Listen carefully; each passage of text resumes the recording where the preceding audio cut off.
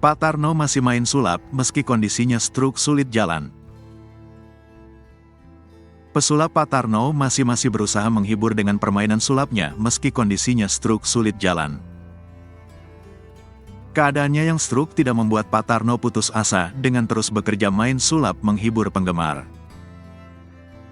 Alhasil Pak Tarno tampil bermain sulap dengan duduk di kursi roda karena kondisinya yang susah jalan karena stroke. Lantas Pak Tarno kembali viral atas aksinya main sulap di kursi roda tersebut. Karena video Pak Tarno manggung di sebuah acara dengan kondisi duduk di kursi roda beredar. Dia terlihat duduk sembari memainkan beberapa trik sulap sederhana. Pak Tarno adalah pesulap yang terkenal dengan jargon, prok-prok jadi apa. Istri dari Pak Tarno, Dewi menjelaskan bahwa sang suami sedang terkena stroke ringan di bagian kiri. Namun kondisinya sudah berangsur membaik karena sudah menjalani beberapa terapi sejak terserang stroke. Semacam stroke ringan gitu, sebelah kiri tubuhnya itu. Ia tidak bisa menekan ketika jalan, ucap Dewi dihubungi awak media, Selasa, tanggal 1 Oktober tahun 2024. Sudah mulai oke lagi, sudah mulai kerja lagi.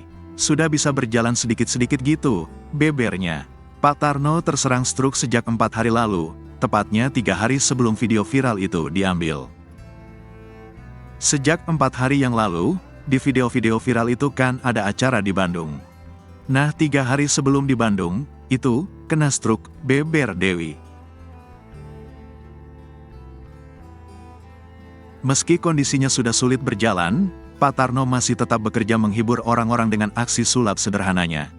Dewi mengatakan bahwa saat ini Pak Tarno menggunakan kursi roda untuk bepergian jauh. Iya, kursi roda kalau misalnya perjalanan jauh gitu, ucap Dewi. Iya, pakai tongkat juga kalau di rumah, terusnya.